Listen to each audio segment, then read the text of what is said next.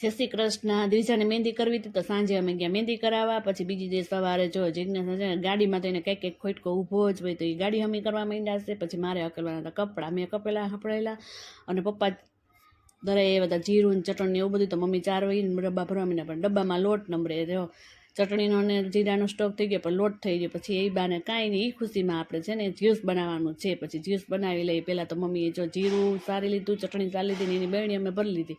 પછી બાટલા એ પણ ભરાવા ગયા. પછી જ્યુસ બનાવતું હતું, ચીકુ લઈ લીધા, એમાં ખાંડ ને દૂધ ને એલચી બધું નાખીને મસ્ત મજાનું બનાવી લીધું. કેમ કે એલચી ના નાખે તો આપણે ભાવે નહીં, એલચી વિનાનું જ્યુસ તો નકામું જ છે. મને તો દૂધ વાળું ન ભાવે. તમને કોને કોને ભાવે એ કોમેન્ટ કરજો. મને તો એલચી વાળું જ ભાવે. પછી મસ્ત મજાનું જ્યુસ કરીને અમે પી લીધું બંધાઈએ. અને લોટ નહોતો એટલે સાંજે અમે ભાખરી બનાવવી પડી, કેમ કે લોટ પૂરો થાય એમ નહોતો રોટલીનો.